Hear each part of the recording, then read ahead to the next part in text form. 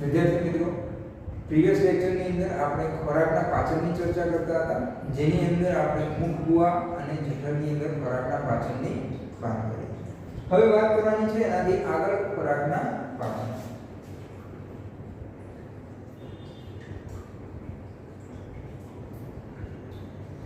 તો મુખ ગુહા અને જઠરમાં જ્યારે ખોરાકનું પાચન થઈને જે ખોરાક તૈયાર થાય છે એને આપણે નામ આપી દીધું જઠર પાક.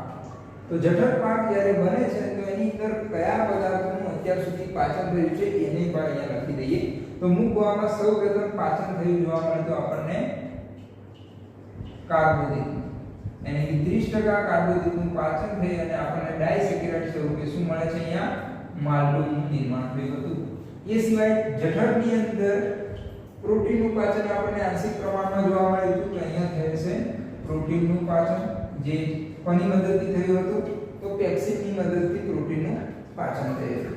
તો પ્રોટીનનું પાચન થઈને આપણને મળે છે અહીંયા પ્રોટીન જીસ અને પેપ્ટોન્સ મળ્યા હતા. તો અત્યાર સુધી આપણને જઠર પાક બને છે જેની અંદર કાર્બોદિત અને પ્રોટીનનું થોડા ઘણા પ્રમાણમાં પાચન થયેલું છે. સાથે જઠરની અંદર આંશિક પ્રમાણમાં લાઇપેજ હોય છે જે ચરબીનું થોડા ઘણા અંશે પાચન કરે છે. હવે આ પાચન અને બનેલો ખોરાક જઠર પાક એ આગળ જશે કોની અંદર? પક્વાશયમાં. તો અહીંયા જોઈશું પક્વાશયની અંદર પાચન. તો પક્વાશયમાં જો પાચનની વાત કરીએ તો પક્વાશયમાં જોવા મળતા રસોની વાત કરવી પડશે અને એ રસ દ્વારા થતા પાચન. તો પક્વાશયની અંદર અલગ અલગ પ્રકારના કયા રસ જોવા મળે છે? તો પક્વાશયની અંદર આપણને યકૃત દ્વારા નિર્માણ પામેલ પિત્તરસ, સાથે સ્વાદુપિંડ દ્વારા નિર્માણ પામેલ સ્વાદુરસ અને આંતરડાની અંદર આવેલી જે ગ્રંથિઓ છે, બરાબર, જે પક્વાશયની અંદર અધશ્લેષ્મ સ્તરમાં આવેલી ગ્રંથિઓ છે, ભ્રૂણસ ગ્રંથિઓ, તો જે આંતરડાની અંદર આવેલી જે ગ્રંથિઓ છે આ ગ્રંથિઓ દ્વારા નિર્માણ પામતો આંતરરસ. તો અહીંયા પિત્તાશયની અંદર આ ત્રણ પ્રકારના રસો આપણને જોવા મળશે. એટલે કે યકૃતમાં પિત્તરસ, સ્વાદુપિંડનો સ્વાદુરસ અને આંતરડાનો આંતરરસ, આ ત્રણેય રસો દ્વારા પક્વાશયમાં મુખ્યત્વે સંપૂર્ણ પાચન અહીંયા પૂર્ણ થાય છે.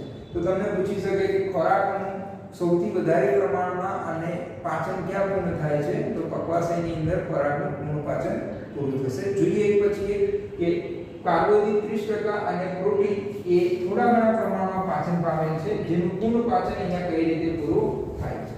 તો સૌપ્રથમ વાત કરીશું સ્વાદુરસની. તો સ્વાદુરસના બંધારણની જો વાત કરીએ તો સ્વાદુરસના બંધારણની અંદર આંશિક પ્રમાણમાં આપણને જોવા મળશે બાયકાર્બોનેટ પદાર્થો. બરાબર. તો અહીંયા રહેલા બાયકાર્બોનેટ પદાર્થો પ્લસ આપણે વાત કરી હતી કે પાચન માર્ગની દિવાલમાં ગોબલેટ કોષો આવેલા હોય છે જે શ્લેષ્મનો સ્ત્રાવ કરે છે. તો અહીંયા રહેલા બાયકાર્બોનેટ પદાર્થો અને શ્લેષ્મ આ બંને ભેગું મળી અને પાચન માર્ગની દિવાલનું શું કરે છે? ઊંજણ કરે છે. યાની કે અહીંયા બીજા શબ્દોમાં કહીએ તો આ અહીંયા ઘર્ષણ નિરોધક તરીકે કાર્ય કયા સ્વરૂપે કરે છે? ઘર્ષણ નિરોધક સ્વરૂપે અહીંયા આપણને કાર્ય થતું જોવા મળે છે. તો સ્વાદુરસમાં બાયકાર્બોનેટ પદાર્થો અને શ્લેષ્મ ભેગા મળી ઘર્ષણ એ. હવે આ વાત કરવાની છે કે સ્વાદુરસમાં રહેલા ઉત્સેચકો. તો સ્વાદુરસમાં કયા કયા ઉત્સેચકો આવેલા છે? તો સ્વાદુરસની અંદર આપણને મુખ્યત્વે 3 પ્રોટીઓલાઇટિક ઉત્સેચકો જોવા મળે છે. કયા કયા? તો એક છે ટ્રિપ્સિનોજન, બીજો છે પ્રોકાર્બોક્સી પેપ્ટિડેઝ અને ત્રીજો જોવા મળે છે જેને કહેવામાં આવે છે કાયમો ટ્રિપ્સિનો. કયા જોવા મળે છે? ટ્રિપ્સિનોજન, પ્રોકાર્બોક્સી પેપ્ટિડેઝ અને કાયમોટ્રિપ્સિનોજન. તો આ ઉત્સેચકો જે મુખ્ય 3 એ પ્રોટીઓલાઇટિક ઉત્સેચકો છે. વાત કરી ગયા કે પ્રોટીઓલાઇટિક યાની કે પ્રોટીનનું પાચન કરતા ઉત્સેચકો. અને આ ત્રણેય ઉત્સેચકો અહીંયા કેવા પ્રકારમાં છે? નિષ્ક્રિય સ્વરૂપમાં સ્ત્રાવ પામે છે. તો સૌપ્રથમ અહીંયા શું થવું જરૂરી છે? તો આ પદાર્થોનું સક્રિય સ્વરૂપમાં રૂપાંતર. તો ટ્રિપ્સિનોજનને સૌપ્રથમ સક્રિય સ્વરૂપમાં ફેરવવા માટે આંતરડાની દિવાલમાંથી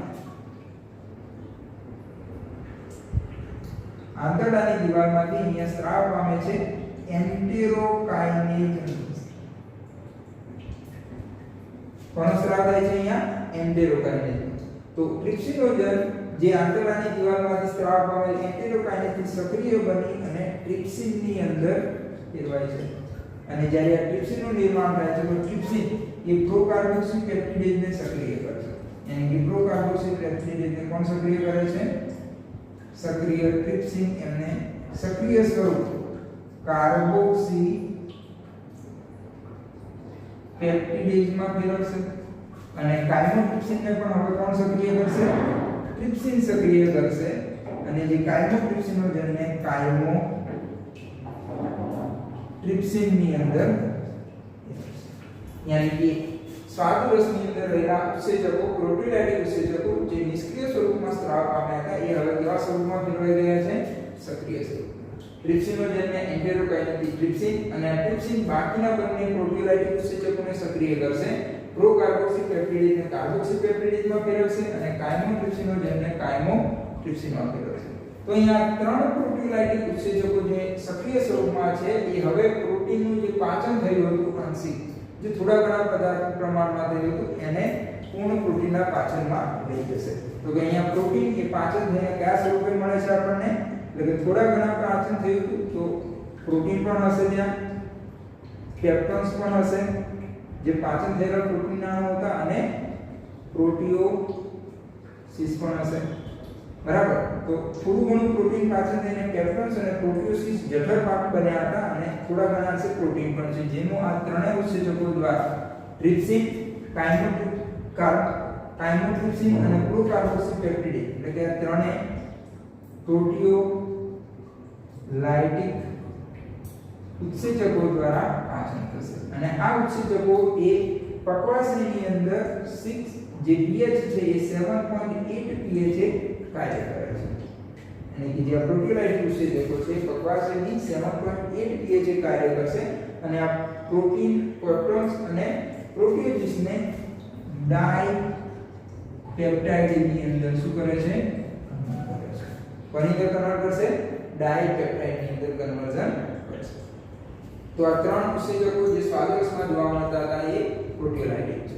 એ પછીના સ્વાદરસમાં જોવા મળતો ઉત્સેચક છે એમાઇલેઝ. અને એમાઇલેઝ કોની પર કાર્ય કરે છે? તો એમાઇલેઝ એ કાર્બોદિતોનું પાચન કરે છે. કોનું પાચન કરે છે? કાર્બોદિત. તો અહીંયા કાર્બોદિત થોડા ઘણા અંશે ડાયસેક્રાઇડમાં કન્વર્ઝન થયું હતું અને બાકી જે કાર્બોદિત 70% રહી જાય છે આ કાર્બોદિતનું આપણને અહીંયા પાચન જોવા મળશે. અહીંયા કાર્બોદિતનું પાચન કોણ કરે છે? તો સ્વાદુરસમાં રહેલો ચોથો અંતઃસ્ત્રાવ જેને કહેવામાં આવે છે એમાઇલેઝ જે ડાયસેકેરાઇડની અંદર એનું કન્વર્ઝન કરશે. એની કાર્બોદિત જે પોલિમર પદાર્થ છે પોલિસેકેરાઇડ છે જેનું એમાઇલેઝની હાજરીમાં ડાયસેકેરાઇડની અંદર કન્વર્ઝન થશે. તો આ છે સ્વાદુરસમાં જોવા મળતો કાર્બોદિતનું પાચન કરતો અંતઃસ્ત્રાવ. એ સિવાય સ્વાદુરસમાં કયા અંતઃસ્ત્રાવ છે? તો સ્વાદુરસની અંદર ચરબીનું પાચન કરતો અંતઃસ્ત્રાવ પણ આપણને જોવા મળશે. અને ચરબીનું પાચન કરતો અંતઃસ્ત્રાવ કયો છે? તો જેને કહેવામાં આવે છે લાઇપેઝ. તો થોડા ઘણા પ્રમાણમાં સ્વાદુરસમાં લાઇપેઝ પણ જોવા મળે છે જે ચરબીને નાના અણુઓની અંદર બરાબર. ચરબી એ પોલીગ્લિસરાઇડ સ્વરૂપ છે. કેવું સ્વરૂપ છે ચરબી? પોલીગ્લિસરાઇડ. તેને નાના અણુ સ્વરૂપે અહીંયા એ સમાપેલી શકે છે ડાઇગ્લિસરાઇડની અંદર એનું શું થાય છે? બરાબર. તો જે ઉત્સેચક છે લાઇપેઝ એ ચરબીનું પાચન કરશે. આ સિવાય એક બીજો ઉત્સેચક આપણને અહીંયા સ્વાદુરસમાં જોવા મળે છે જેને કહેવામાં આવે છે ન્યુક્લિએઝ. કયું ઉત્સેચક છે?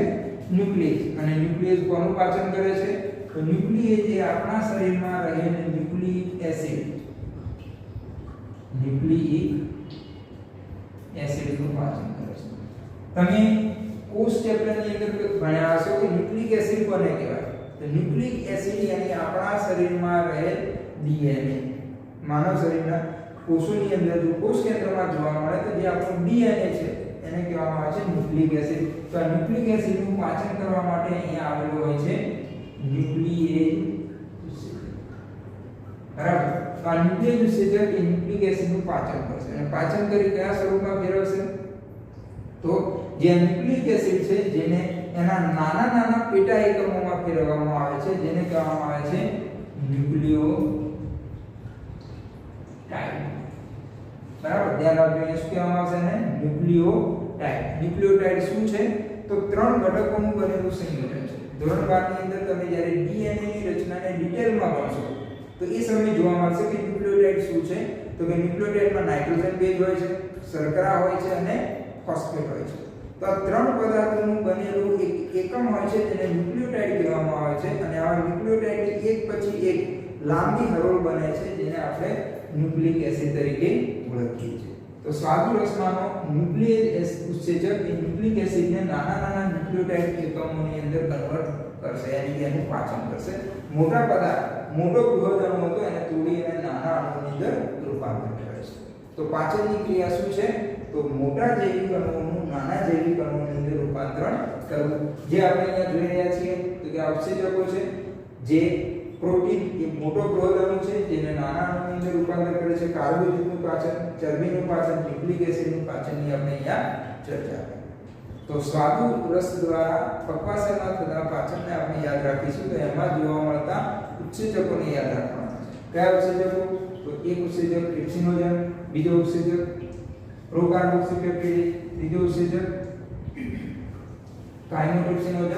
જે ત્રણે ખાસ ધ્યાન રાખજો આ ત્રણે કેવા છે? પ્રોટીયોલાઇટિક ઉત્સેચકો છે. એ પછી ચોથો ઉત્સેચક છે એમાઇલેઝ, જે કોણ છે? તો કાર્બોદિતનું પાચન કરતો ઉત્સેચક છે. એ પછી પાંચમો ઉત્સેચક અહીંયા આપણને જોવા મળે છે લાઇપેઝ છે, જે કોનું પાચન કરે છે? ચરબીનું પાચન કરે છે. અને એ પછી છઠ્ઠો ઉત્સેચક આપણને અહીંયા જોવા મળે છે કયો છે? ન્યુક્લિક ઉત્સેચક, જે કોનું પાચન કરે છે? ન્યુક્લિક એસિડનું પાચન કરે છે. તો આ છે સ્વાદુ રસની અંદર જોવા મળતા ઉત્સેચકો. તો અહીંયા આપણે ચર્ચા કરી છે. નેક્સ્ટ હવે વાત કરવાની છે પિત્ત રસની. બરાબર. તો પિત્ત રસના બંધારણની અંદર આપણને શું જોવા મળે છે? તો પિત્ત રંજકો જોવા મળે છે. અને અહીંયા જોવા મળતા પિત્ત રંજકોના નામ યાદ રાખજો. બિલિરુબિન તથા બિલિવર્ડિન. કયા પાચક ઉત્સેચકો પિત્ત રંજકો જોવા મળે છે? તો પિત્ત રસની અંદર પિત્ત રંજકો તરીકે બિલિરુબિન અને બિલિવર્ડિન જોવા મળે છે. એ સિવાય શું આવેલું હોય છે પિત્ત રસની અંદર? તો બીજા પદાર્થો તરીકે અહીંયા આવેલા હોય છે પિત્ત ક્ષારો આવેલા હોય છે. એ સિવાય પિત્ત રસની અંદર ફોસ્ફોલિપિડ જોવા મળે છે અને સાથે સાથે કોલેસ્ટેરોલ આવેલું હોય છે. તો જો તમને પૂછવામાં આવે કે પિત્ત રસનું બંધારણ શું છે તો પિત્ત રસના બંધારણને ખાસ યાદ રાખજો. કારણ કે એમસીક્યુ ની અંદર જો બંધારણ પૂછે તો ચાર માંથી કોઈ પણ એક પદાર્થ ના આપેલો હોય અથવા તો કોઈ બીજો આપેલો હોય તો એમાંથી આપણે કહી શકીએ કે આ એ પિત્ત રસના બંધારણમાં આવેલ નથી. તો આવો ક્વેશ્ચન કરી શકે છે. તો પિત્ત રસના બંધારણમાં પિત્ત રંજકો બે પ્રકારના પિત્ત રંજક બિલિરુબિન અને બિલિવર્ડિન. પિત્ત ક્ષારો, ફોસ્ફોલિપિડ અને કોલેસ્ટ્રોલ આવેલું હોય છે. તો અહીંયા પદાર્થો જોશો તો આમાંથી કોઈ પણ ઉત્સેચક નથી. તો ખાસ યાદ રાખજો જે પાચનની ક્રિયા છે આ પાચનની ક્રિયામાં જે પાચક રસો છે એમાં ઉત્સેચકો આવેલા હોય છે. પરંતુ યકૃતમાંથી નિર્માણ પામતો રસ પિત્ત રસમાં કોઈ પણ ઉત્સેચક આવેલ નથી. yani કે પિત્ત રસમાં ઉત્સેચકો આવેલા આ ખાસ યાદ રાખવાનું છે કે પિત્ત રસમાં કોઈ ઉત્સેચક નથી. તો પિત્ત રસનું કાર્ય શું છે? તો પિત્ત રસ એ આપણા શરીરની અંદર ચરબીના તૈલોદીકરણમાં મદદ કરે છે. ચરબી એક બૃહદ પદાર્થ છે, બૃહદ અણુ છે જેનું પાચન કરવું કઠિન છે. બરાબર. તો ચરબીનું જે પાચન છે આ પાચનની અંદર આપણને પિત્ત રસ મદદ કરશે. તો અહીંયા જે આપણે સ્વાદુ રસની અંદર ચરબીના પાચનમાં લાઇપેઝની વાત કરી કે આ લાઇપેઝ એ ચરબીનું પાચન કરશે. સાથે સાથે પક્વાશયમાં પિત્ત રસ એ ચરબીને નાના અણુઓમાં ફેરવવામાં મદદ કરે છે. yani કે અહીંયા જો પિત્ત રસના કાર્યની વાત કરીએ તો એ ચરબીનું શું કરે છે? તૈલોદીકરણ અથવા બીજા શબ્દોમાં કહીએ તો મોટા અણુઓનું નાના અણુઓની અંદર રૂપાંતરણ કરે છે. શું કાર્ય થશે? પિત્તરસનું કાર્ય ચરબીના મોટા અણુઓનું પાચન કરી નાના અણુઓમાં ફેરવવાનું, એટલે કે મોટા અણુને તોડી અને નાના નાના ગોલકોમાં એનું કરશે કન્વર્ઝન કરશે. તો આ છે પિત્તરસનું કાર્ય. તો પક્વાશયની અંદર થતા પાચનમાં આપણે બીજાની વાત કરી જેને કહેવામાં આવે છે પિત્તરસ, જે અહીંયા આપણને પાચનની અંદર મદદ થાય છે. હવે વાત કરવાની છે પક્વાશયમાં પાચનની અંદર આંતરડામાંથી સ્ત્રાવ પામતા આંતરરસ. તો અહીંયા આપણે મોટા પદાર્થોને નાના પદાર્થોમાં કન્વર્ટ કર્યા. હવે આંતરરસ એ છેલ્લે જે નાના પદાર્થો હતા એમને સૌથી સરળ પદાર્થોની અંદર કન્વર્ઝન કરશે. બરાબર? જે પ્રોટીનના પદાર્થો ડાયપેપ્ટાઇડ કન્વર્ટ કર્યા તો ડાયપેપ્ટાઇડનું સૌથી સરળ સ્વરૂપમાં કન્વર્ઝન, કાર્બોદિત, ચરબી, ન્યુક્લિક એસિડ આ દરેકે દરેક પદાર્થનું સૌથી સરળ સ્વરૂપમાં જે કન્વર્ઝન કરે છે એની અંદર કયો આવશે? આંતરરસ. તો અહીંયા આપણે સ્વાદરસ અને પિત્તરસ સાથે યાદ રાખવાનું છે કે કયો ઉત્સેચક આવેલો છે, કયા સ્વરૂપે છે, બરાબર, કયા પદાર્થનું પાચન કરે છે. આમાંથી કયા ઉત્સેચકો પ્રોટીનનું કરે છે, કોણ કાર્બોદિત, કોણ ચરબીનું પાચન કરે છે. ચલો નેક્સ્ટ જોઈએ આંતરરસ દ્વારા પાચનની ક્રિયા.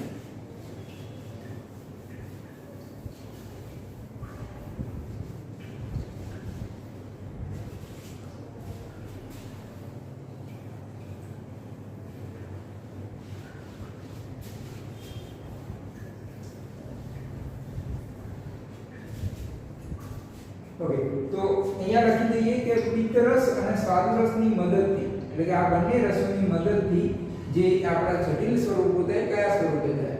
તો આ બંનેના મદદથી પ્રોટીનનું પાચન થાય છે કયા સ્વરૂપે બની ગયા? તો ડાયપેપ્ટાઇડ સ્વરૂપે કન્વર્ઝન પામે. કાર્બોદિત હતા એ કયા સ્વરૂપે પામે?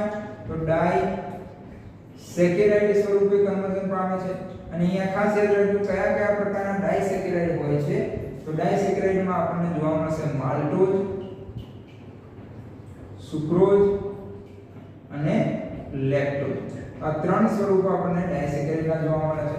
ચરબીનું પાચન થશે તો આપણને અહીંયા જોવા મળશે ડાયગ્લિસરાઇડ જોવા મળે છે, એટલે કે નાના ચરબીના અણુઓ, નાના ગોલકો. અને ન્યુક્લિયસ જે પાચન કર્યું ન્યુક્લિક એસિડનું, અને ન્યુક્લિક એસિડના પાચનથી આપણને મળે છે અહીંયા ન્યુક્લિયોટાઇડ મળે છે. બરાબર? તો પાચન દ્વારા જે પદાર્થનું નિર્માણ પામે છે કયા કયા પદાર્થો છે? તો પ્રોટીનના પાચનથી ડાયપેપ્ટાઇડ, કાર્બોદિતના પાચનથી ડાયસેકેરાઇડ, ચરબીના પાચનથી ડાયગ્લિસરાઇડ અને ન્યુક્લિક એસિડના પાચનથી ન્યુક્લિયોટાઇડ મળ્યા છે. તો આ બધા પાચન પદાર્થોનું આપણે હવે આંતરરસ દ્વારા સરળ સ્વરૂપોમાં પાચન જોવાનું છે. તો જો આંતરરસની વાત કરીએ તો આંતરરસની અંદર જોવા મળતા ઉત્સેચકોને આપણે યાદ રાખવાના છે. કયા ઉત્સેચકો છે? તો ડાયપેપ્ટાઇડનું પાચન કરવા માટે અહીંયા આપણને એક પ્રોટીયોલાઇટિક ઉત્સેચક જોવા મળે છે જેને કહેવામાં આવે છે ડાયપેપ્ટિડ. તો એના બીજા શબ્દોમાં ઇરેક્સિન તરીકે પણ ઓળખવામાં આવે છે. બરાબર? તો અહીંયા જોવા મળતો આંતરરસનો ડાયપેપ્ટિડેઝ અથવા ઇરેક્સિન ઉત્સેચક એક એવો છે પ્રોટીયોલાઇટિક ઉત્સેચક છે જે અહીંયા રહેલા ડાયપેપ્ટાઇડ, બરાબર, જે પ્રોટીન છે જે ડાયપેપ્ટાઇડ છે એનું એના સૌથી સરળ સ્વરૂપ એમિનો એસિડની અંદર શું કરે છે? કન્વર્ઝન કરે છે. તો આંતરરસમાં જોવા મળતો પ્રથમ ઉત્સેચક છે ડાયપેપ્ટિડ અથવા તો ઇરેક્સિન, જે ડાયપેપ્ટાઇડનું એમિનો એસિડમાં કન્વર્ઝન કરશે. તો એમિનો એસિડ એ શું છે? તો આપણે ચેપ્ટરની શરૂઆતમાં જોયું હતું કે પ્રોટીનનું સૌથી સરળ સ્વરૂપ કયું છે? તો એમિનો એસિડ. તો ડાયપેપ્ટાઇડ એક કેવા પ્રકારનું ઉત્સેચક હશે? પ્રોટીયોલાઇટિક ઉત્સેચક તરીકે ઓળખવામાં આવશે. એ પછી બીજો ઉત્સેચક આપણને અહીંયા જોવા મળે છે જે કાર્બોદિતના પાચનો સાથે જોડાયેલો છે. તો માલ્ટોઝના પાચન, સુક્રોઝ અને લેક્ટોઝના પાચન સાથે જોડાયેલા ઉત્સેચકોની જો વાત કરીએ તો માલ્ટોઝના પાચન માટે આંતરરસમાં માલ્ટિક ઉત્સેચક આવેલો છે. અને માલ્ટોઝનું જો પાચન થાય છે, માલ્ટોઝ ડાયસેકેરાઇડ છે યાની કે સેકેરાઇડના બે અણુ બરાબર કાર્બોદિતના બે સરળ સ્વરૂપના બે અણુ ભેગા થઈ અને બનેલું સ્વરૂપ છે ડાયસેકેરાઇડ તો માલ્ટોઝનું વિભાજન થઈ અને આપણને અહીંયા મળશે ગ્લુકોઝ પ્લસ ગ્લુકોઝ યાની કે બે ગ્લુકોઝના જોડાણથી આપણને શું બને છે માલ્ટોઝ તો માલ્ટોઝનું અહીંયા વિભાજન કરશે માલ્ટેઝ જે ગ્લુકોઝ અને ગ્લુકોઝ એમ ગ્લુકોઝના આપણને બે અણુઓ આપશે જે બીજો ડાયસેકેરાઇડ છે સુક્રોઝ તો સુક્રોઝના પાચન માટે આંતરરસમાં શું આવેલું છે સુક્રેજ ઉત્સેચક અને આ સુક્રેજ એ સુક્રોઝનું પાચન કોની અંદર કરે છે તો સુક્રોઝમાંથી આપણને ગ્લુકોઝ પ્લસ ફ્રુક્ટોઝ મળે છે યાની કે ફ્રુક્ટોઝ પણ એ શું છે મોનોસેકેરાઇડ સ્વરૂપ છે અને એ સિવાય રહેલો ડાયસેકેરાઇડ એ કયો છે તો લેક્ટોઝ છે તો લેક્ટોઝના પાચન માટે અહીંયા શું આવેલું છે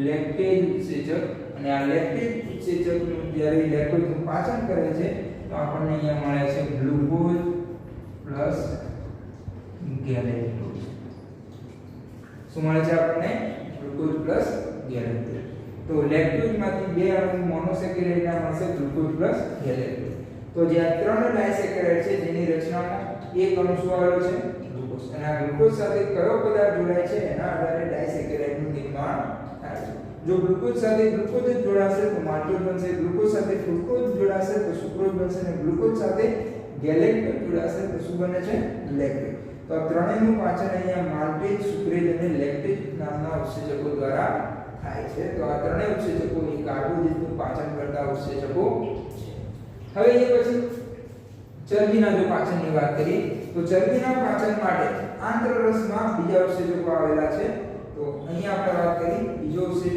ત્રીજો ઉત્સેચક ચોથો અને પાંચમા નંબરનો ઉત્સેચકની વાત કરીએ તો ચરબીના પાચન માટે જનરલી આપણે જે ઉત્સેચક દરેક જગ્યાએ જોઈએ છે એ જ ઉત્સેચક અહીંયા આંતરરસમાં પણ આવેલો હોય છે જેને આપણે કહીએ છીએ લાઇપેજ ઉત્સેચક જે ચરબીનું પાચન કરે છે તો અહીંયા રહેલા ડાયગ્લિસરાઇડ આ ડાયગ્લિસરાઇડનું લાઇપેજની મદદથી આપણને પાચન જોવા મળશે અને મોનોમર સ્વરૂપમાં ફેરવાશે યાની કે ચરબીનું મોનોમર સ્વરૂપ કયું હશે તો ડાયગ્લિસરાઇડનું પાચન થઈ અને આપણને અહીંયા મળશે ફેટી એસિડ પ્લસ ગ્લિસરોલ શું મળે છે આપણને ફેટી એસિડ અને ગ્લિસરોલ જે શું છે તો આ ચરબીના સરળ સ્વરૂપો છે તો અહીંયા આપણને લાઇપેજની મદદથી ચરબી પણ સૌથી સરળ સ્વરૂપમાં ફેરવતી હવે નેક્સ્ટ વાત કરવાની છે રહી ગયેલો પદાર્થ કોણ છે ન્યુક્લિયોટાઇડ તો જો પહેલા જોઈએ ન્યુક્લિયોટાઇડ શું છે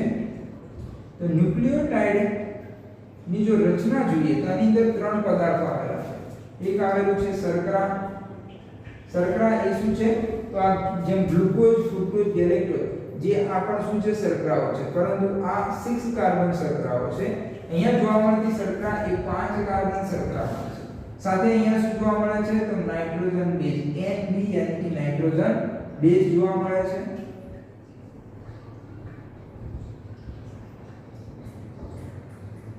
અને ત્રીજું અહીંયા આવેલું હોય છે ફોસ્ફેટ એટલે કે ફોસ્ફેટનું એક ગ્રુપ આવેલું હોય છે જેને કહેવામાં આવે છે PI તરીકે આપણે ડિનોટ કરી શકીએ તો આ ન્યુક્લિયોટાઇડના જે રચના છે એમાં ત્રણ પદાર્થો આવેલા હોય છે જેના પાચન માટે અહીંયા આંતરરસની અંદર ન્યુક્લિયોટાઇડના પાચન માટે ઉત્સેચક આવેલો હોય છે જેને કહેવામાં આવે છે ન્યુક્લિયોટાઇડિક ઉત્સેચક શું કહેવામાં આવશે ન્યુક્લિયોટાઇડના પાચન માટે ન્યુક્લિયોટાઇડિક ઉત્સેચક અને આ ન્યુક્લિયોટાઇડિક ઉત્સેચક ફોસ્ફોએસ્ટર બંધને તોડે છે કોણ છે ફોસ્ફોએસ્ટર બંધ તો શર્કરા અને નાઇટ્રોજન બેઝ સાથે જ્યારે ફોસ્ફેટ ગ્રુપ જોડાય છે એને કહેવામાં આવે છે ફોસ્ફોએસ્ટર બંધ તો અહીંયા ફોસ્ફોએસ્ટર બંધ તૂટશે તો આ બંને પદાર્થો ભેગા હશે અને ફોસ્ફર ગ્રુપ એ શું થઈ જશે જુદું પડશે તો શર્કરા અને નાઇટ્રોજન બેઝ જ્યારે જોડાયેલા હોય તો એ રચનાને કહેવામાં આવે છે ન્યુક્લિયોસાઇડ શું કહેવામાં આવે છે ને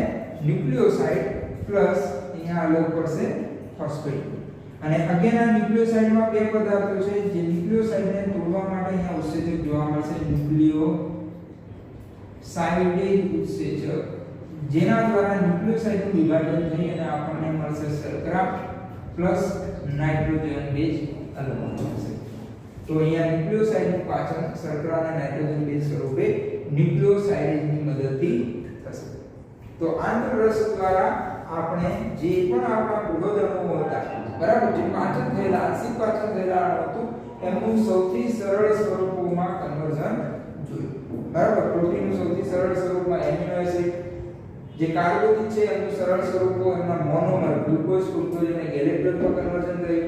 ડાયગ્લિસરાઇડ છે એની ચરબીનું એમના સૌથી મોનોમર સ્વરૂપ સરળ સ્વરૂપ ફેટી એસિડ અને ગ્લિસરોલમાં કન્વર્ઝન થયું.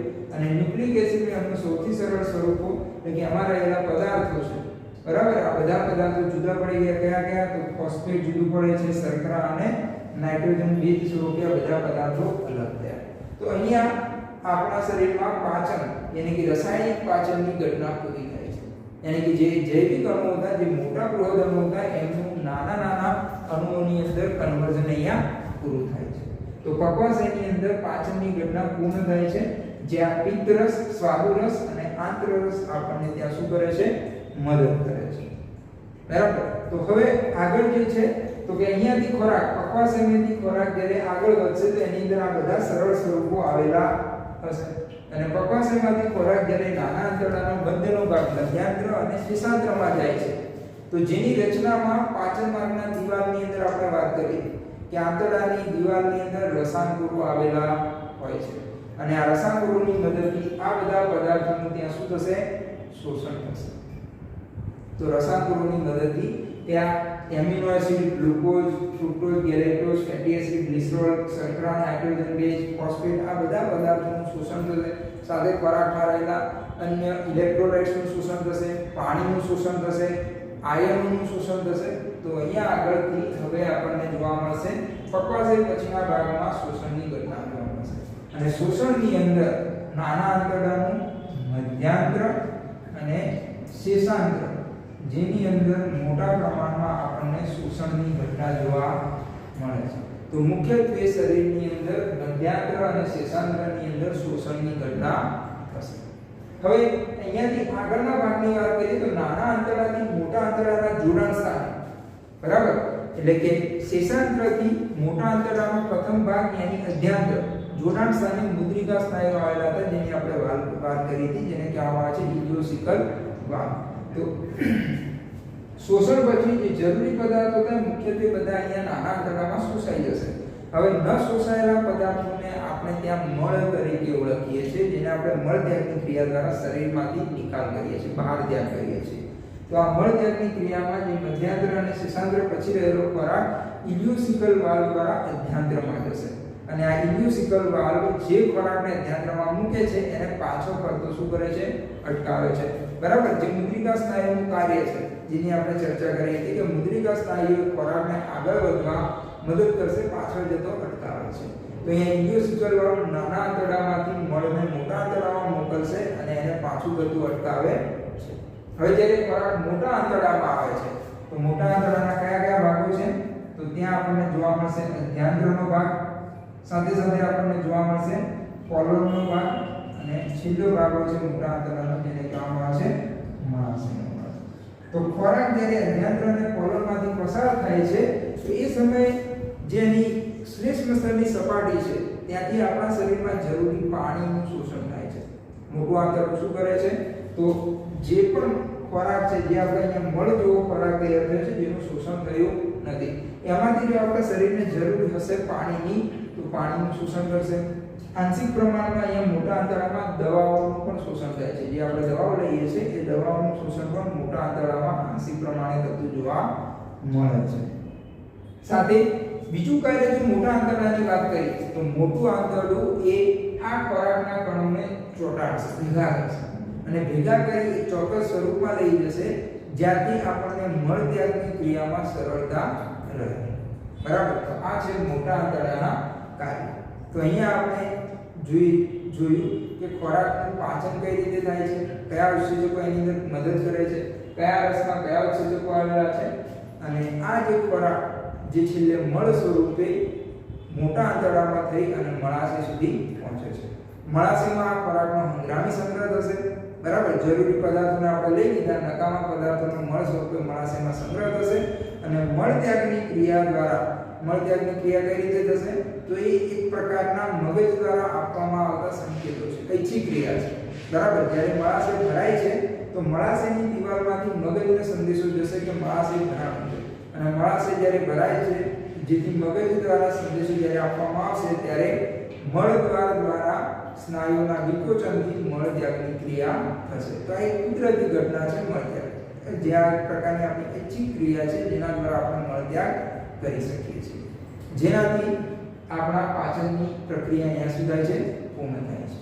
બરાબર. તો આ છે શરીરમાં અલગ અલગ ભાગોની અલગ અલગ રસો દ્વારા થતું પાચન. હવે અહીંયા શું યાદ રાખવાનું છે ક્વેશ્ચન માટે? બરાબર, થિયરી ક્વેશ્ચનમાં તમને સંપૂર્ણ રીતે પૂછી શકે છે કે આંતરડામાં થતું પાચન સમજાવો, અથવા પકવાશયમાં થતું પાચન, અથવા તો પૂછી શકે સ્વાદુરસમાં રહેલા ઉત્સેચકો દ્વારા કયા પદાર્થોનું પાચન થાય છે સમજાવો, આંતરરસમાં રહેલા ઉત્સેચકો દ્વારા પાચન સમજાવો.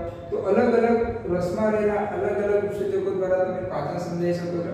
સાથે સાથે તમને એ રીતે પૂછી શકે કે નીચેનામાંથી, જો MCQ માં પૂછે છે તો નીચેનામાંથી કયો પદાર્થ એ પ્રોટીનનું પાચન કરે છે, કયો ઉત્સેચક એ કાર્બોદિતનું પાચન કરે છે. આ રીતે પણ તમને અહીંયા ક્વેશ્ચન પૂછી શકે છે.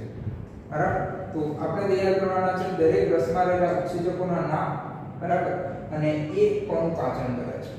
અને જેમ આ લેક્ચર અહીંયા આગળ જાય છે એમ તમે આના અંદરથી નોટ્સ પણ ઘરે જાતે બનાવતા રહેજો. બરાબર. લેક્ચર જોઈ NCERT જે આપણી બુક છે એને વાંચી અને સાથે સાથે તમારી હેન્ડ રિટન નોટ બનાવતા રહેજો તો તમને તૈયાર કરવામાં સરળતા રહેશે.